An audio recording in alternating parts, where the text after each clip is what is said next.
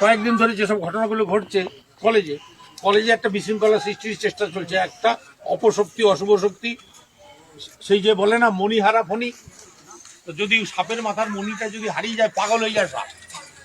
একটা সাপ এরকম পাগল হয়ে গেছে, সাপেই পাগল হয়ে গেছে। সে এখন কাকে কামড়াবে দৌড়ে বেড়াচ্ছে পাগলের মতো। হ্যাঁ, তো সেই বিষয়টি কলেজে কোনো বিশৃঙ্খলা সৃষ্টি করা যাবে না। এটা ফের বেঁকে বসেছেন বলাগড়ের বিধায়ক মনোরঞ্জন ব্যাপারী। নাম না করে দলের নেতা নেত্রীদের বিরুদ্ধে প্রকাশ্যেই ক্ষোভ উগরে দিচ্ছেন বিধায়ক মশাই। শুধু কি ক্ষোভ, নানা কুকথা শোনা গেল বিধায়কের গলায়। নিজের সোশ্যাল মিডিয়ায় সবাইকে কার্যত ধুয়ে দিয়েছেন, লিখেছেন চোর কাটমানি খোরদের সাম্রাজ্য আমি ধ্বংস করবই।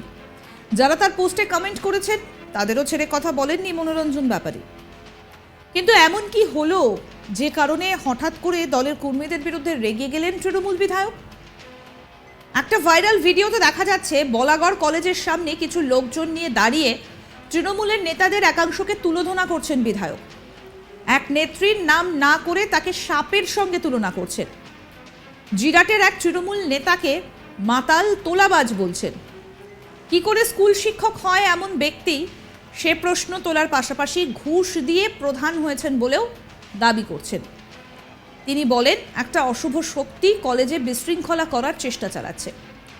সাপের মাথার মণি হারিয়ে গেলে পাগল হয়ে যায় সাপ, তেমনই একটা সাপিনী পাগল হয়ে গেছে।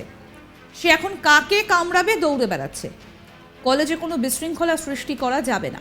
এখানে ছাত্ররা যে রাজনীতি করবে সেটা ছাত্র রাজনীতি। তবে বাইরের একজন লোক যারা কলেজে কোনোদিন পা রাখেননি, কলেজ বানান করতে যাদের দাঁত ভেঙে যাবে, তারা কলেজে এসে বসে থাকছে। মাটি মাফিয়া, বালি মাফিয়া, এগুলোকে ছাত্রদের প্রতিহত করতে হবে। শোনাই আপনাদের কি বলছেন বিধায়ক মনোরঞ্জন ব্যাপারী। কয়েকদিন ধরে যেসব ঘটনাগুলো ঘটছে কলেজে কলেজে একটা বিশৃঙ্খলা সৃষ্টির চেষ্টা চলছে। একটা অপশক্তি, অশুভ শক্তি, সেই যে বলে না মণি হারা ফণি, তো যদি সাপের মাথার মণিটা যদি হারিয়ে যায়, পাগল হয়ে যায় সাপ। একটা সাপ এরকম পাগল হয়ে গেছে, সাপেই পাগল হয়ে গেছে। সে এখন কাকে কামড়াবে দৌড়ে বেড়াচ্ছে পাগলের মতো। হ্যাঁ, তো সেই বিষয়টি কলেজে কোনো বিশৃঙ্খলা সৃষ্টি করা যাবে না। এটা পঠন পাঠনের জায়গা। ছাত্ররা, মা বাবারা ছাত্রদের পাঠিয়েছে যে ছেলে মেয়েরা তারা পড়াশোনা শিখে, তারা পরিবারের বোঝা হালকা করবে, নিজের ভবিষ্যৎ তারা উজ্জ্বল করবে, দেশ দশের নাম উজ্জ্বল করবে। এই জন্য তো এইখানে ছাত্ররা যে রাজনীতি করবে সেটা ছাত্রদের রাজনীতি, কলেজের রাজনীতি। কলেজে কি লাগবে, ক্যান্টিন লাগবে, ও লাগবে, সে লাগবে, সেগুলো বাইরের যে রাজনীতি, সেই রাজনীতি কলেজের রাজনীতির সঙ্গে যুক্ত হবে না। কলেজ থেকে বাইরে বেরিয়ে গিয়ে তারা বাইরে রাজনীতি করবে। কিন্তু এখন বাইরের একজন লোক যারা কলেজে কোনোদিন পা রাখেনি, কলেজ বানান করতে যাদের দাঁত ভেঙে যাবে, তারা এসে ভিতরে ঢুকে বসে থাকছে চোলাইখোর, মদখোর, হ্যাঁ, জুয়াখোর, মাটি মাফিয়া, বালি মাফিয়া। তো এগুলোকে প্রতিহত করতে হবে ছাত্রদের। এই কলেজের পড়ুয়াদের সঙ্গে নবীন বরণ এবং বাৎসরিক অনুষ্ঠান নিয়ে আলোচনা করতে গিয়েছিলেন হুগলি জেলা পরিষদ সদস্য তৃণমূল নেত্রী রুনা খাতুন, জিরাটের তৃণমূল প্রধান তপন দাস সহ আরও কয়েকজন। তারপরই কলেজের গেটে লোকজন নিয়েই বক্তব্য পেশ করেন বিধায়ক। রুনা খাতুনের সঙ্গে মনোরঞ্জন ব্যাপারীর বিরোধ নতুন নয়, প্রথম থেকেই নানা বিষয়ে তাদের মতবিরোধ দেখা গেছে। পঞ্চায়েত নির্বাচনে টিকিট বিলি নিয়েও বিরোধ হয়েছে তপন দাস রুনা গোষ্ঠীর সঙ্গে।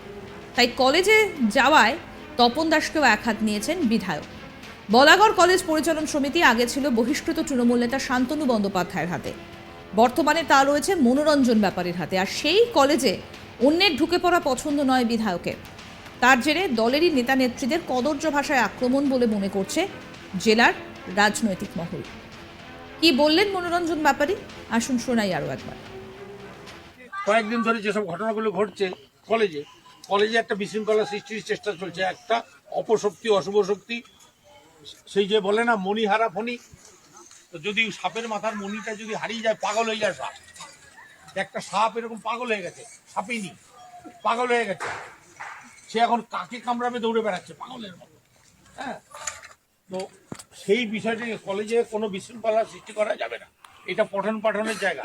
ছাত্ররা, মা বাবারা ছাত্রদের পাঠিয়েছে যে ছেলে মেয়েরা তারা পড়াশোনা শিখে, তারা পরিবারের বোঝা হালকা করবে, নিজের ভবিষ্যৎ তারা উজ্জ্বল করবে, দেশ দশের নাম উজ্জ্বল করবে। এই জন্য তো এইখানে ছাত্ররা যে রাজনীতি করবে সেটা ছাত্রদের রাজনীতি, কলেজের রাজনীতি। কলেজে কি লাগবে, ক্যান্টিন লাগবে, ও লাগবে, সে লাগবে, সেগুলো নিয়ে।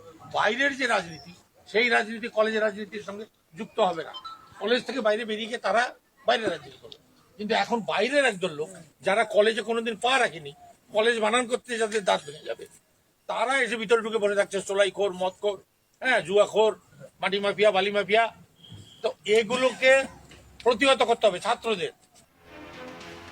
আরও আপডেট পেতে আজ তাক বাংলার ইউটিউব চ্যানেল সাবস্ক্রাইব করুন, নোটিফিকেশন পেতে বেল বাটন অপশন প্রেস করুন। এই ভিডিও সম্পর্কে আপনাদের মতামত জানান, কমেন্ট করুন, শেয়ার করুন, হোয়াটসঅ্যাপে ফলো করুন আজ তাক বাংলা।